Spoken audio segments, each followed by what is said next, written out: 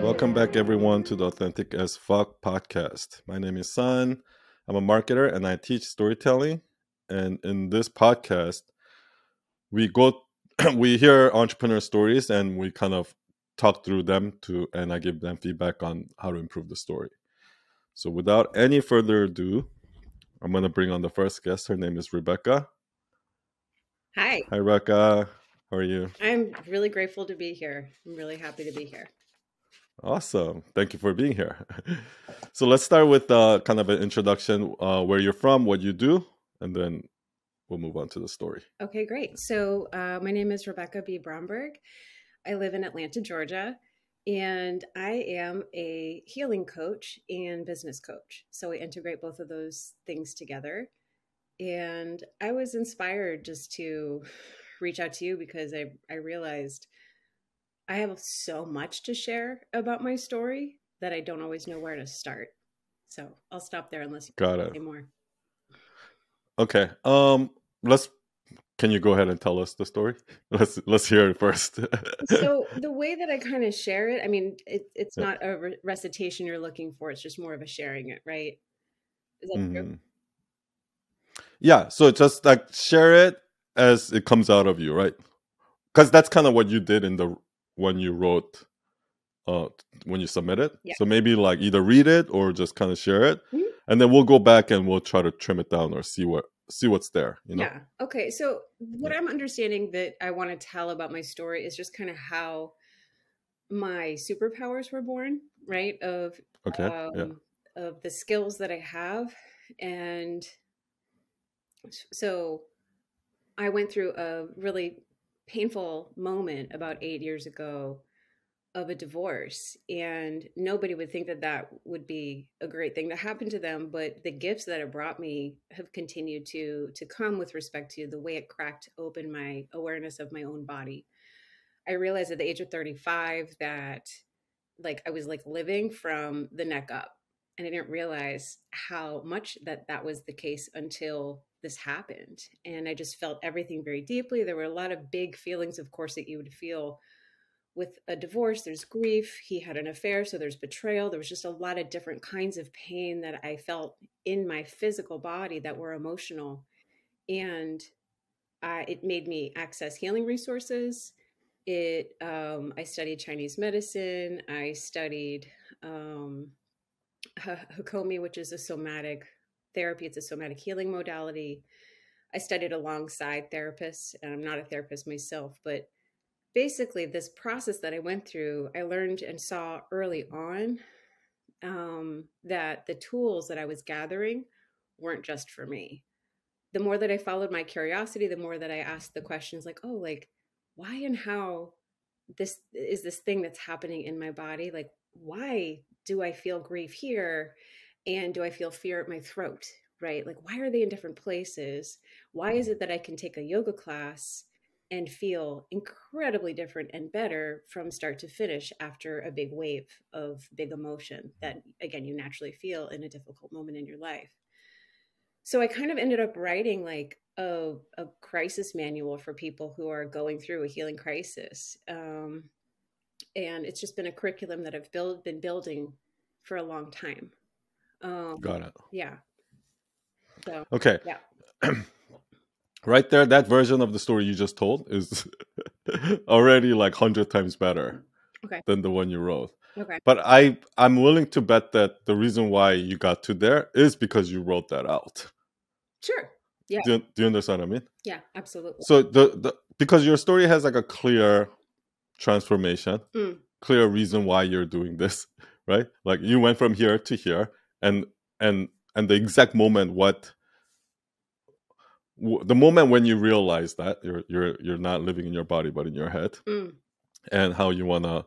So like all of that is there. So I feel like that's a story that's pretty much, I think, fair. Okay. In my opinion. Mm-hmm.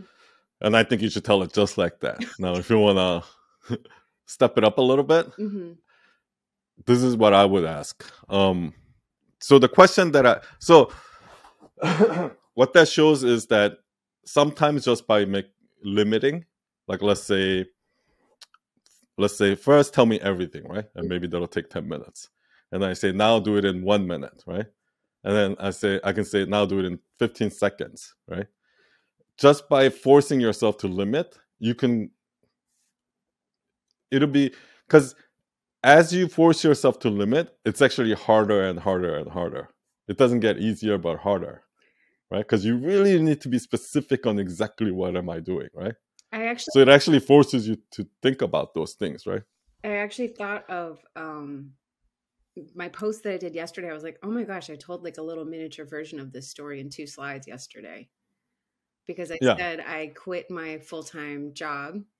But in order to do that, I had to face like all of my fears that lined around the block. It's like a single file line around the block of all my fears, if you can imagine that.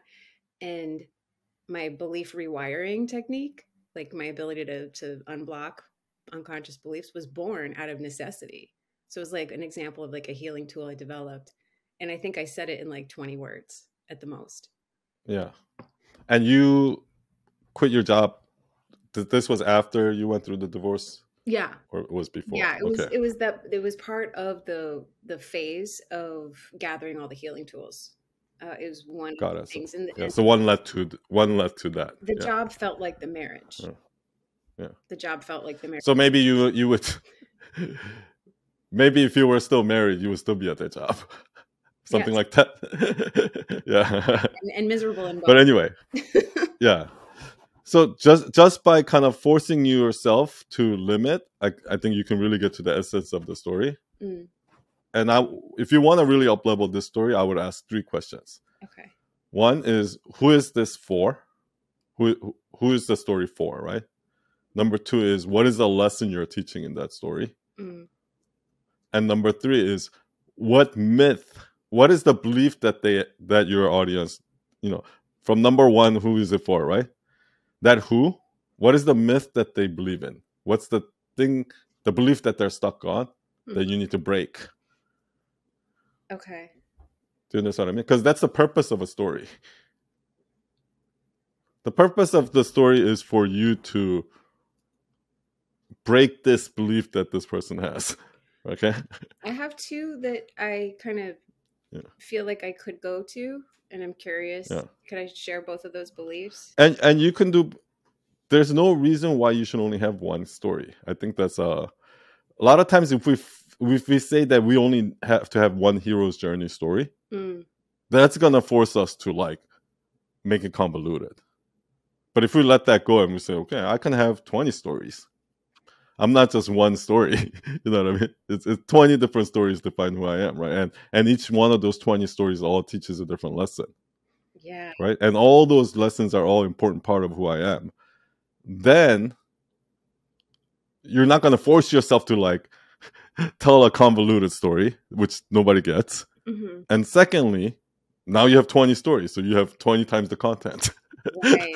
Okay, that's very for me, because I feel like I have such a layered, I'm in my middle page at this. Break it apart. I have so much to say, so it's freeing to know I can put it in multiple stories. I like that. So should I answer? So the 2 myths, yeah. Oh, go ahead, please. No, the 2 myths that you wanted to break. Yeah. So one is that talk therapy is enough. It's not enough. It's incredibly important, but it only gets you 90% of the way. And the body holds the rest of your keys to your healing and well-being. That's myth 1. And myth 2. But you're not doing talk therapy. No, I'm not a therapist. I'm a healing coach. So I do everything but that. I provide community and I teach skills. I teach different skills that I picked up through all my studies, 6 years of study. Yeah. Really good to clarify that. Not a therapist, never pretending to be. And the other is that we can't heal alone. Like self-healing is a myth. And there's a community of like 6 million people that call themselves self-healers. And it's such a fallacy. It causes so much harm. I feel strongly about that one because there's neuroscience that says we can't heal alone. Like I always say, wounds made in relationship can't be healed in isolation. So those are the 2. And yeah, so maybe it's 2 different stories. Got it. The talk therapy thing, like what, have you experienced that yourself? Yeah. Because you're saying that most people think that, oh, I can fix all my problems through therapy. Mhm. Mhm. Were you there at one point that you thought that too? Yeah, I call it like amount I feel better, right? Like I went to talk therapy for 2 years and I got so much clarity and some things started to change in my life. But the root and the core of it that lived in my unconscious, I couldn't get to through talk. And so I just slid into stagnation and I probably wasted 2 years of my life in talk therapy. So I think it's That was after or before your divorce? both, but before my Okay. divorce, it began before my divorce.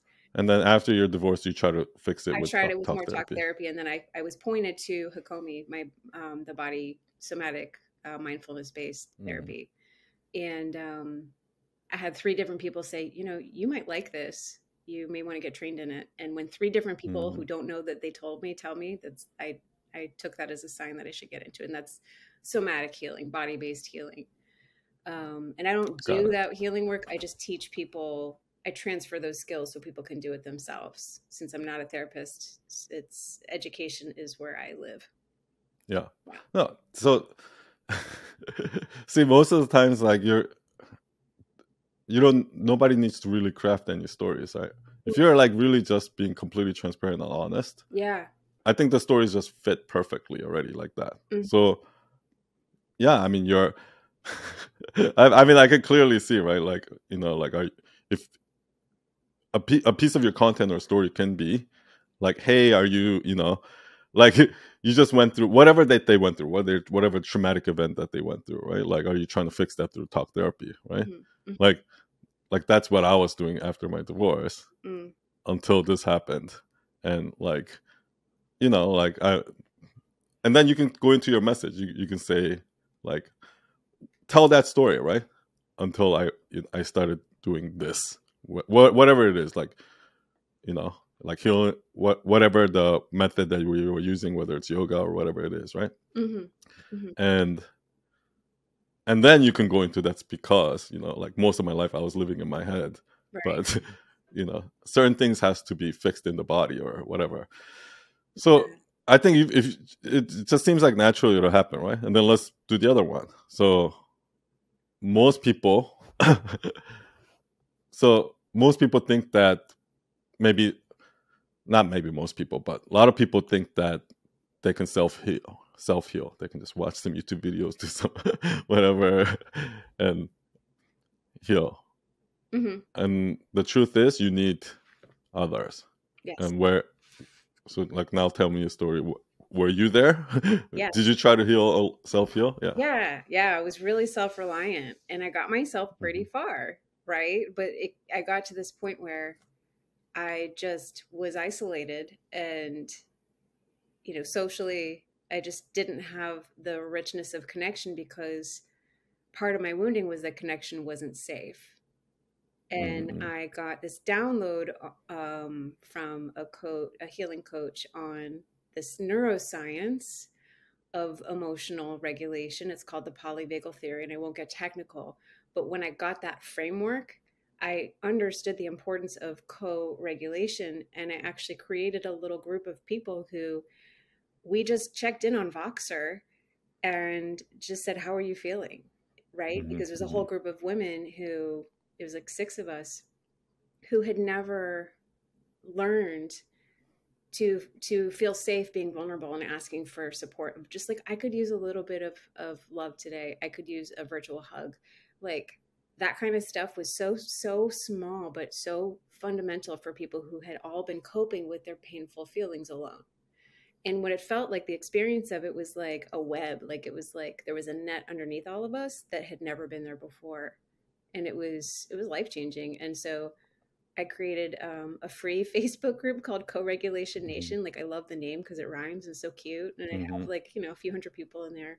But I also have in my paid community, like the community is everything. And we can't do this stuff alone. We just can't. Yeah. So yeah.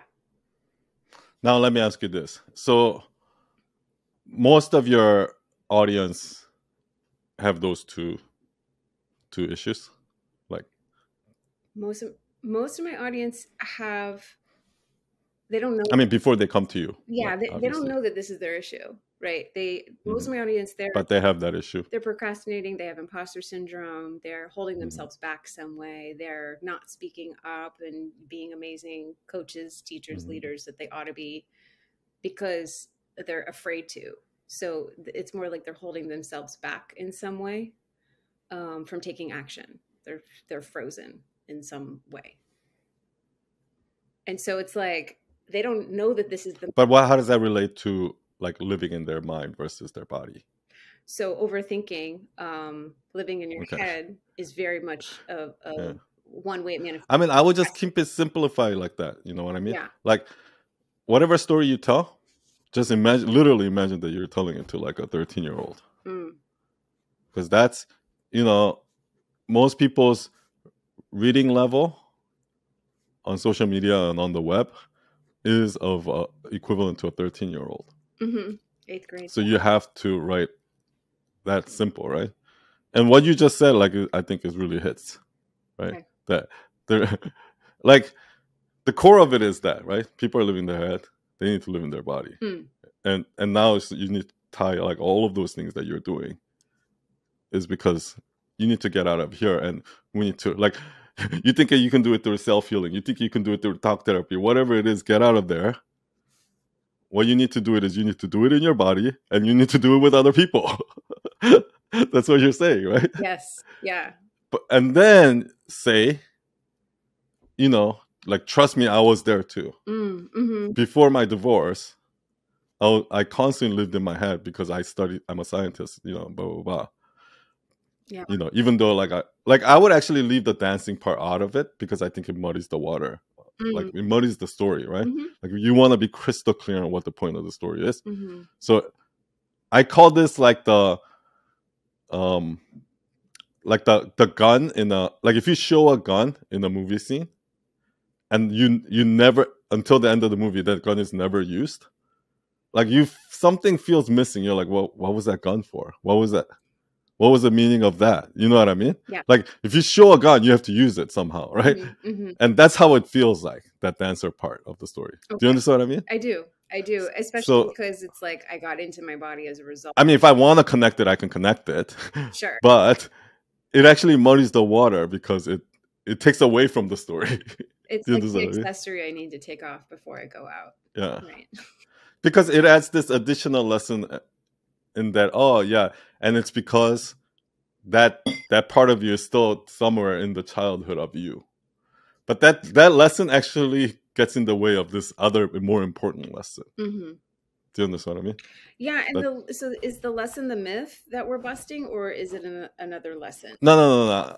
Now I'm talking about different things. So every story, maybe on one occasion, you will tell that story.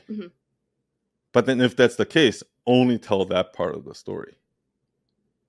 Right? Yeah. A lot of times we think that we're this way because we think we're born like that. But sometimes it's, you know, you were actually a different person when you were a child. Like a lot of times we think that we live in our head because that's who we are.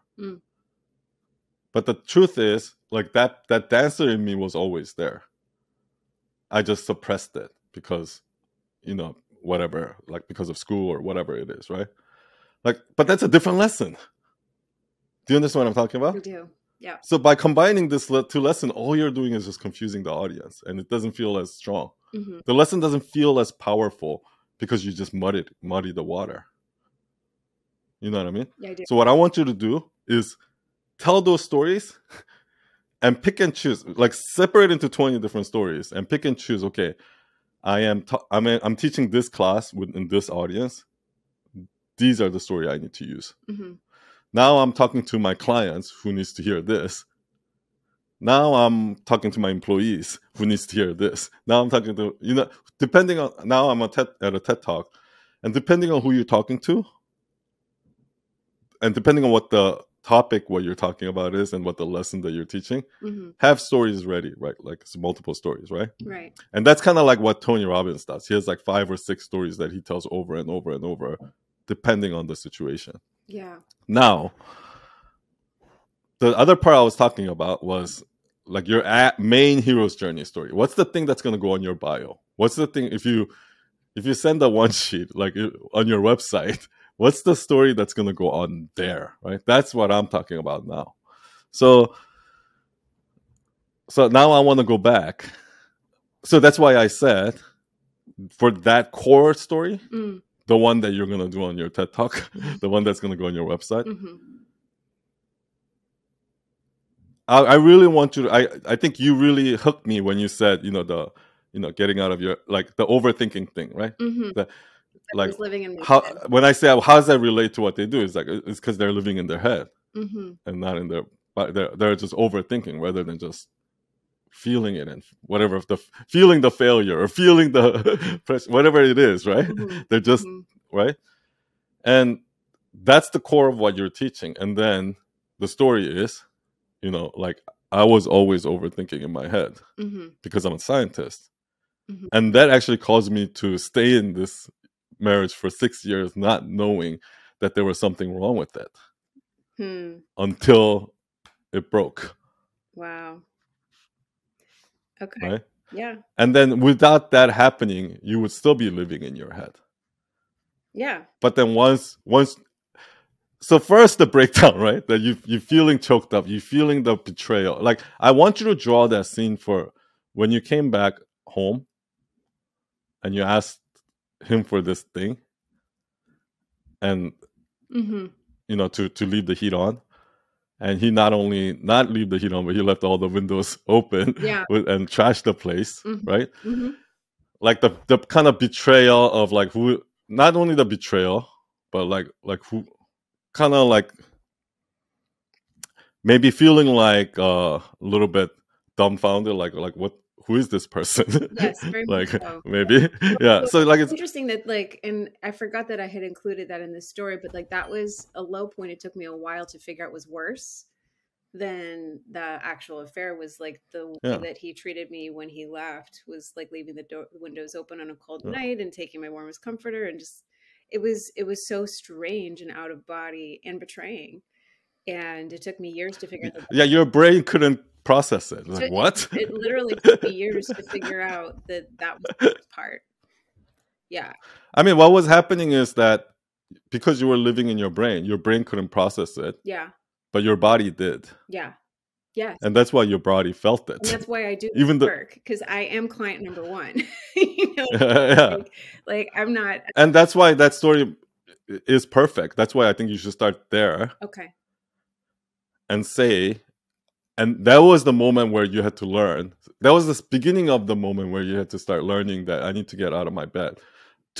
First of all, when you live in your head, you don't even know the problem that you're in.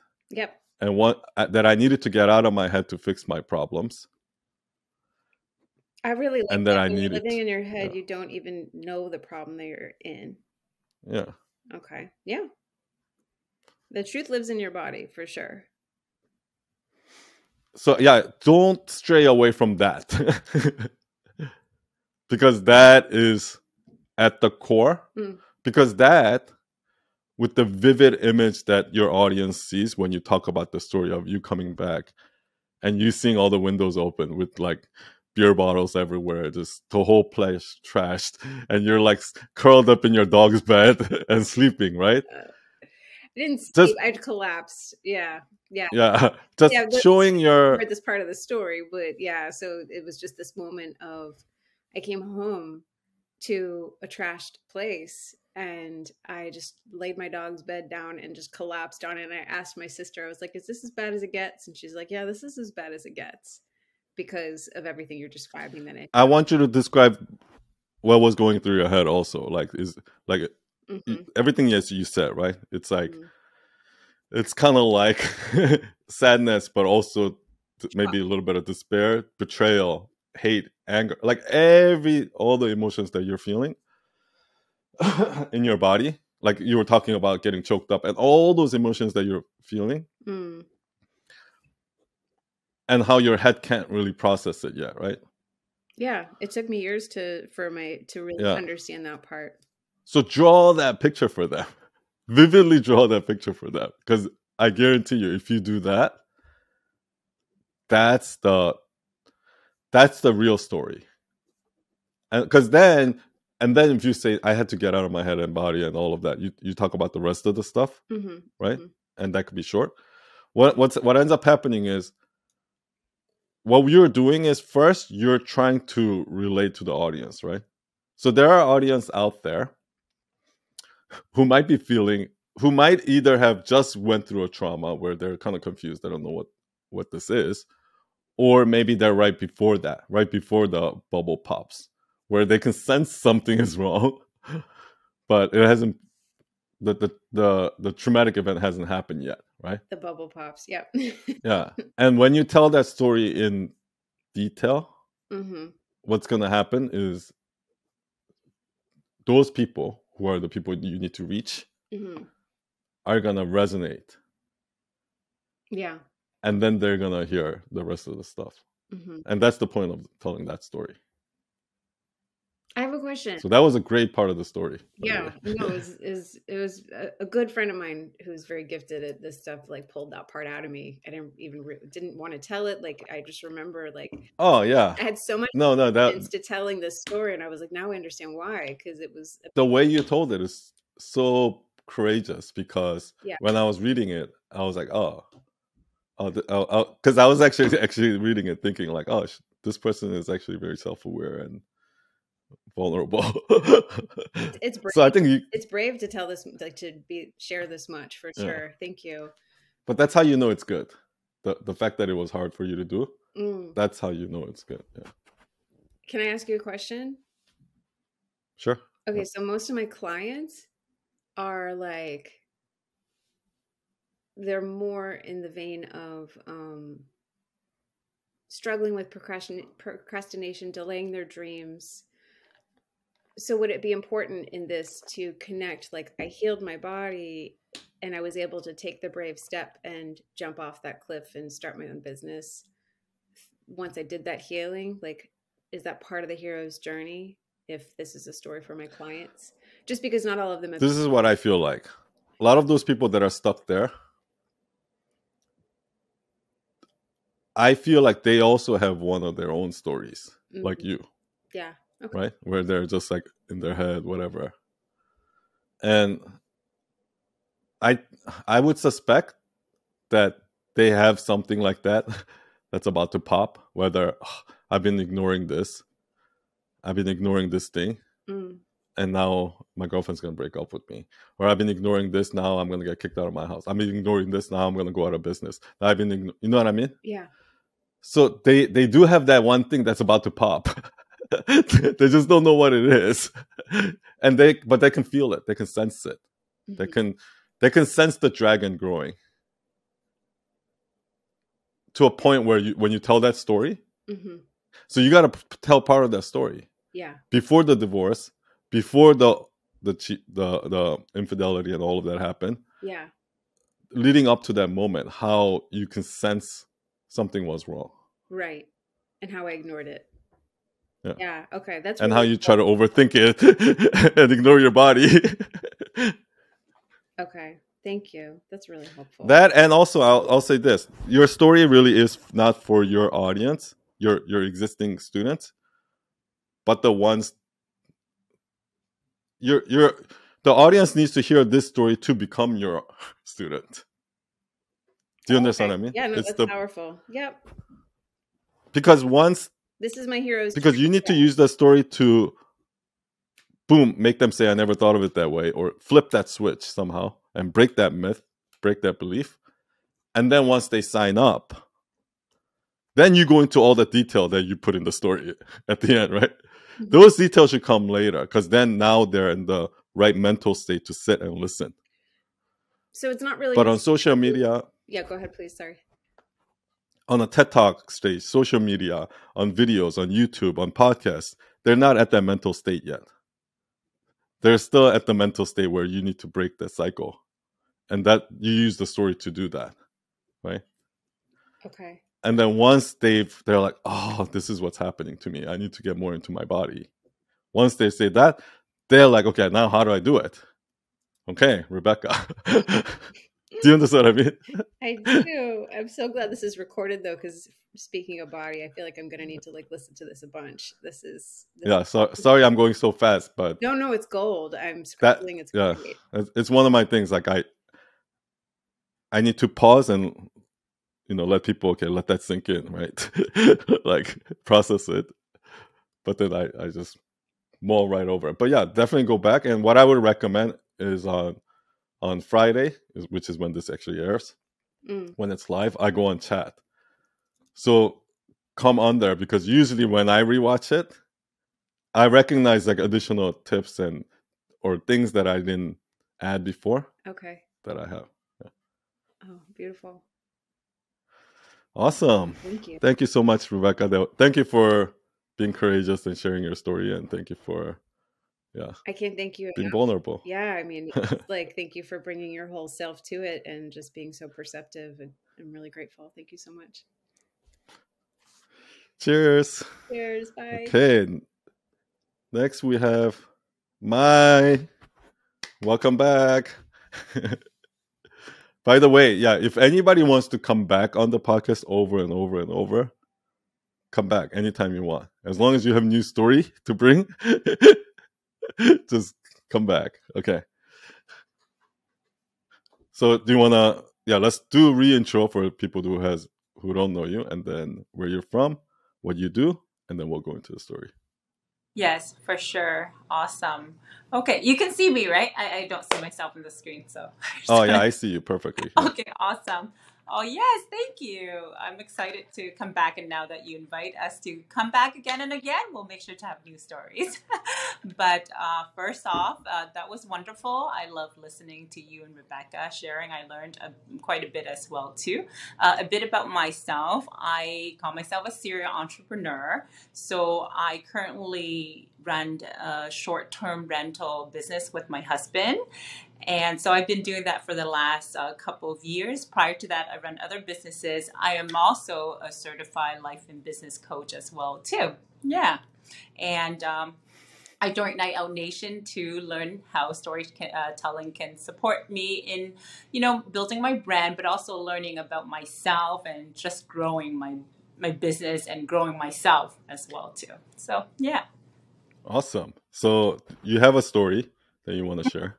So let's tell the story. Yeah. For sure. I have so many stories. I'm sure we all do. And just knowing, for me, it's just, you know what? Let's just pick a story. Yeah, And I any think the story. story Yeah. is really it's about entrepreneurship, because I kind of do run across a lot of people that says, how did you even become an entrepreneur? Or those who are said, I also want to run my own business, but I don't know what business to run. I don't even know how to get started. So I figure, maybe if I can just share, because I feel every entrepreneur has their own unique story. So I'll share a little bit about how I even got into the mindset of wanting to be, I guess, an entrepreneur. Yeah. So the story is basically, I have it written too, so I might take a look at it. Growing up as an Asian, I was really taught to be all about academics, get good grades, then go get a really good job, and then basically build your family, and that's it. So I follow those steps, right? I was an A student, honor student, got into University of Toronto, and once I graduated, I got a job at a bank, and I studied finance and got a job at a bank. I was really excited because I kind of now envision myself, being in the investment bank and then climbing up the ladder, being, manager, a VP, and, one day hope maybe a CEO, why not? So as I got into my job, though, I mean, this is a huge bank with thousands of employees. And so I'm here in a cubicle, and a year into the job, one day I remember sitting there. Every day is the same.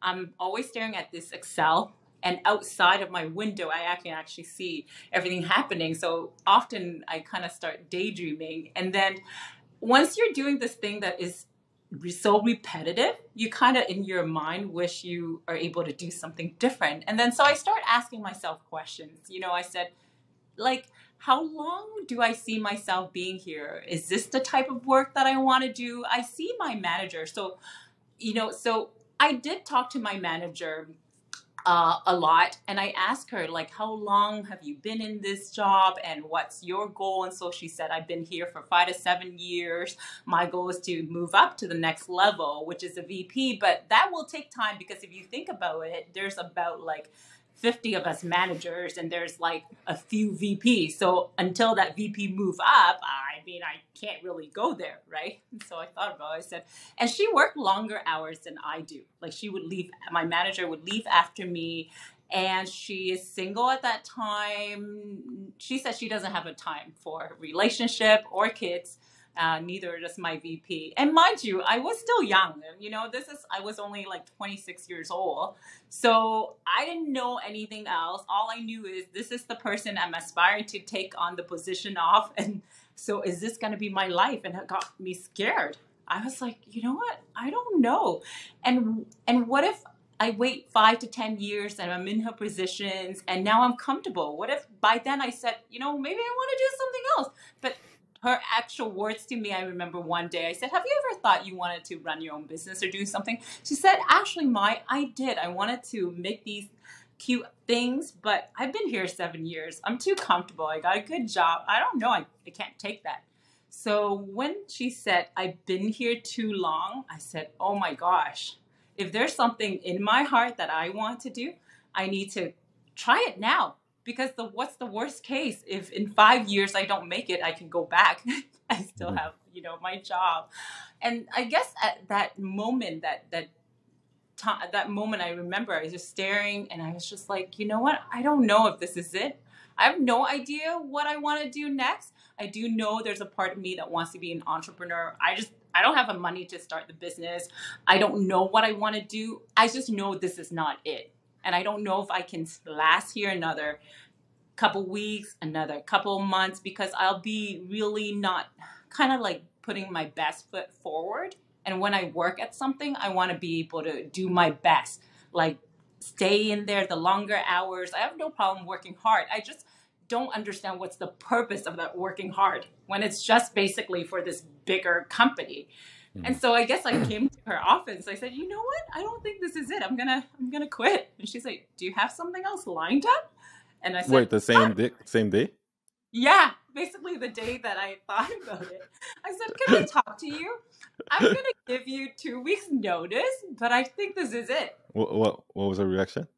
Her reaction was surprised. She's like, really? Like, she's like, do you have something else lined up? She's very supportive, right? Yeah. And I said, no, not really, but I want to explore. I don't think this is it. And then she actually told me, she said, I give you props. You're brave for doing this and basically supporting me. She said, you go ahead. And if you find out it's not for you, just give me a call and come back. Like, we'll be welcome. We'll have a place for you here. That's what I thought. But now I guess over 17 years later, I never had to call back.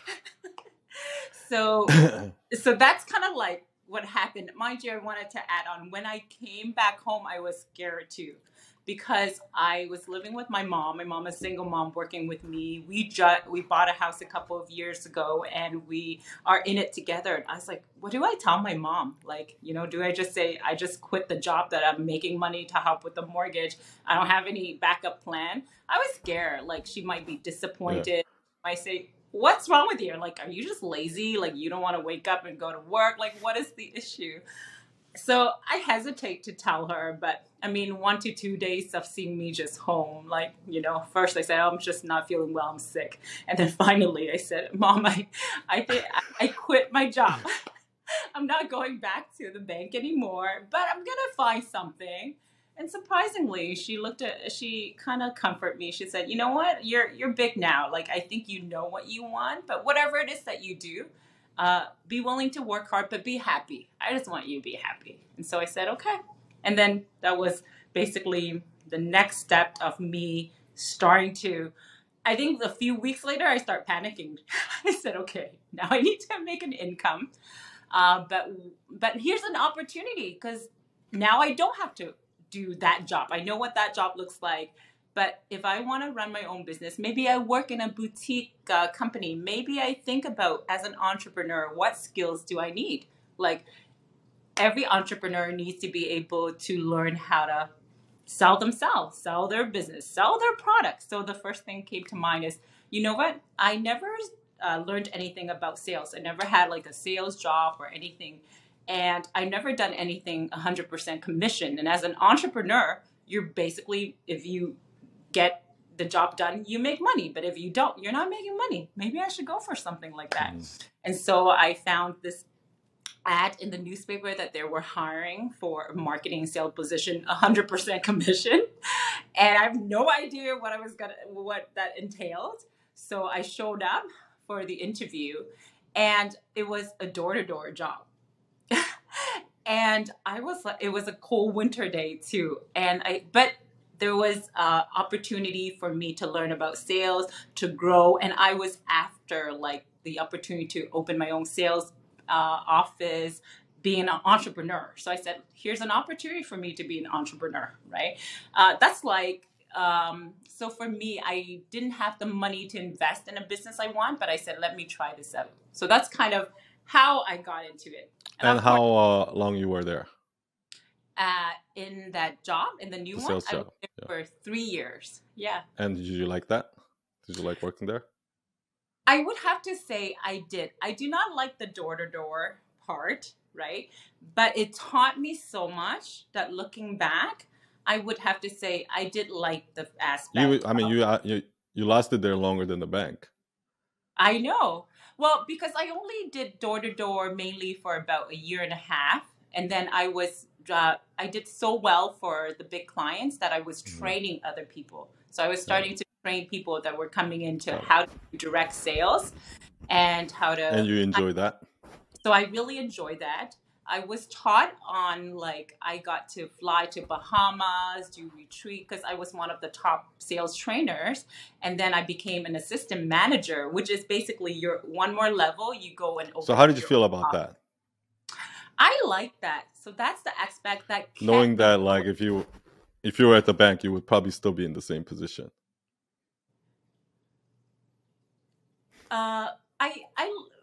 Sorry, do you mean like compared to if I was in the bank for another 2 years versus here doing this business? Yeah. No. Like if I were you, I would be like, holy shit, this is what I could have been doing. And I've been fucking like riding away in that bank. That's how I would feel. Because I see some of these managers and you know. It would almost feel like I got lied to. Like, you know that John Mayer song, like No Such Thing? Like, welcome to the real world, like she said to me condescendingly. Like, actually, you know what I thought was, why did I even pay for 4 years of university? I should have just started this door-to-door when I was 18 years old, and then I skipped university. And then but mind you, university taught me on a lot of things about learning, and there's other aspect, I find school is not just about the thing you learn, but all the other aspect. But I know that's how I felt like too. I said, you know, I was lied to exactly. This is not, it's not just this one act. There's so many. Let me ask you this. So when you first started that bank job, you were excited. Yeah. And how long did that last? How long did that excitement last? Probably a few months.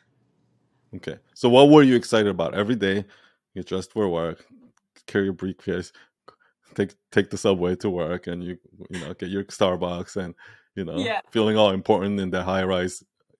So what was the exciting part every day?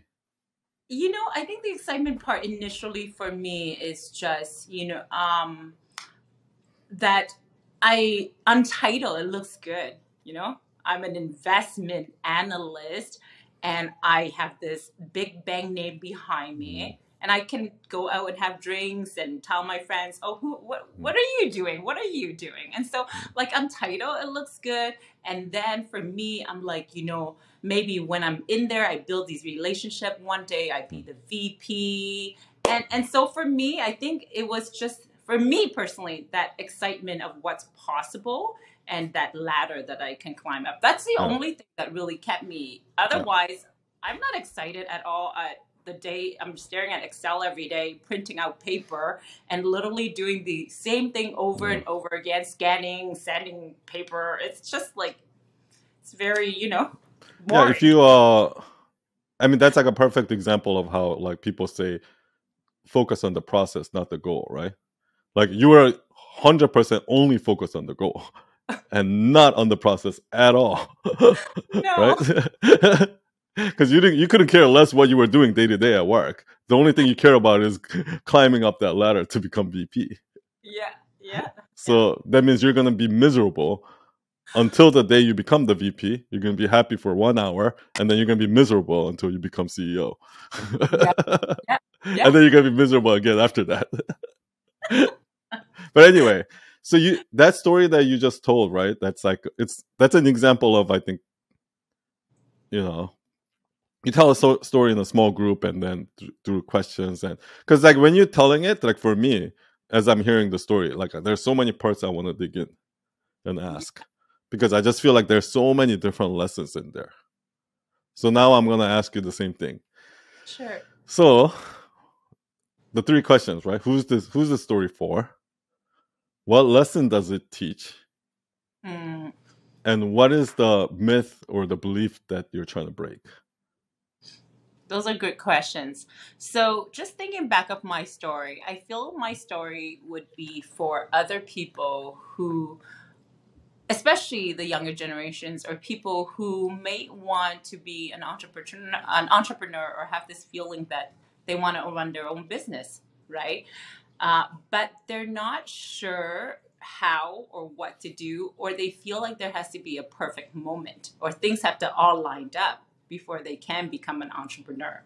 And so for me, that particular story, for me, the lesson is that you might not always know what's going to happen next. You're not going to know everything, but you do know in your gut if you are feeling good in the moment or not, right? So you can tell yourself that whatever I'm doing right now, it doesn't feel good, then that's a sign.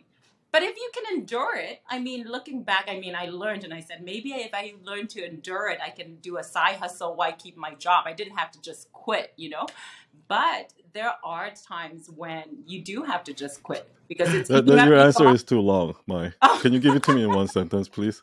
Okay, so something shorter. I mean, this is the problem that I'm trying to solve with everyone, right? Oh, you can do the okay, like. Okay, so the lesson is that you don't need to know what's happened next to just kind of stop what you're doing if it doesn't feel right and just jump into the unknown. Okay, can you say that in a shorter sentence? You don't always need to know what's next to know what you're doing now is not it. Got it. Okay.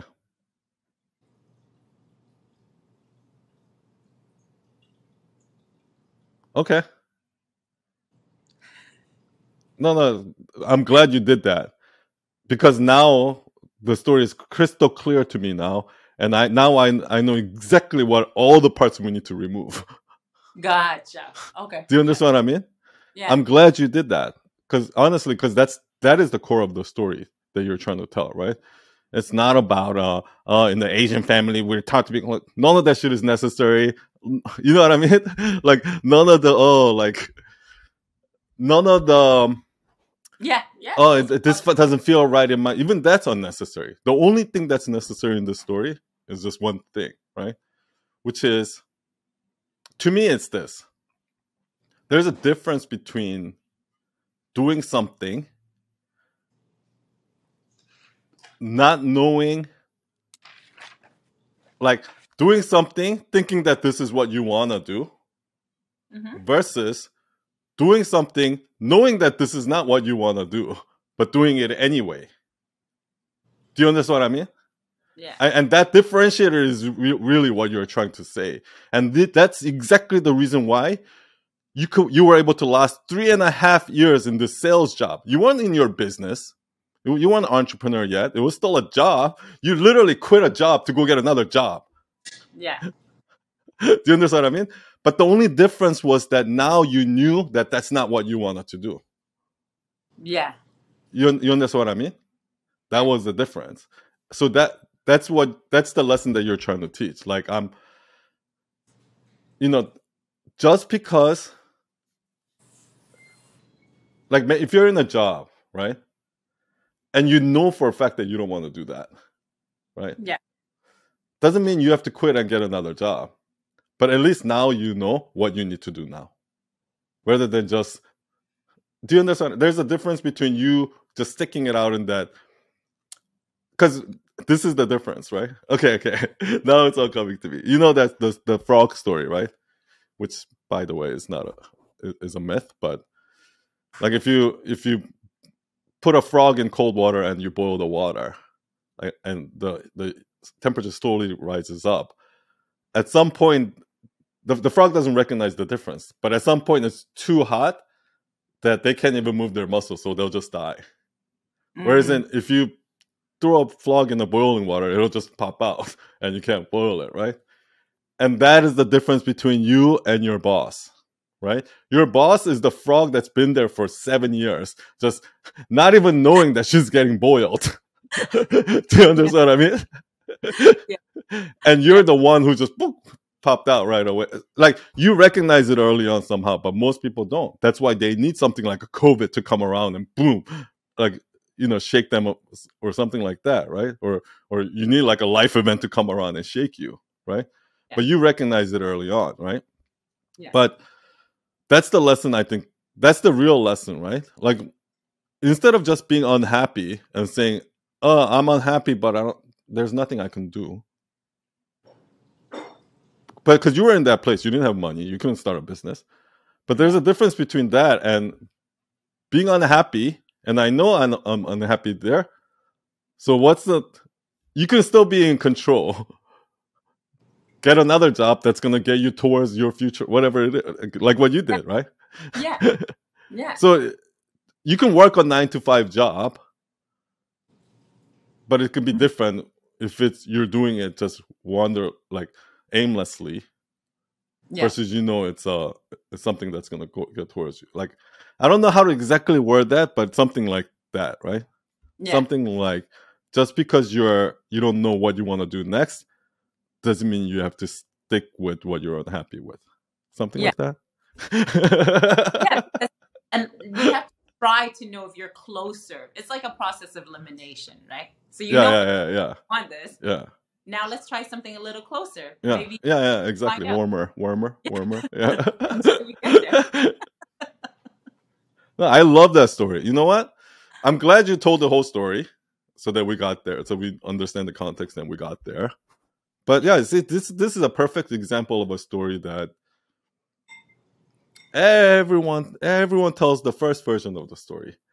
Oh, I was like, one day at work, I was sitting there staring at my Excel spreadsheet, and is this it? Is there more to life than this? So I walked into my bosses and quit, and I became an entrepreneur. That's the story that everyone tells. So boring, right? Yeah. But then here now we've dug into a specific part of the story that most people don't tell, right? Mm-hmm. Like, it's more specific. It targets a more specific psychological problem, right? Like of the boiling frog thing, right? Yeah. And that's what makes the story interesting. Awesome. I will use your analogy. Yeah, definitely do that. The boiling Thank you, Mai. And next time, bring more stories. For sure. Lots of other stories. Awesome. Thank you. Thank you so much, Sun, for doing this and for everything that you do. Thank you. All right. Thank you, everyone. That was 2 amazing stories. Awesome. Thank you both, Rebecca and Mai. And again, if you guys have stories, just keep bring your stories and let's work through them. Thank you, everyone. We'll see you next week. And cheers. Bye.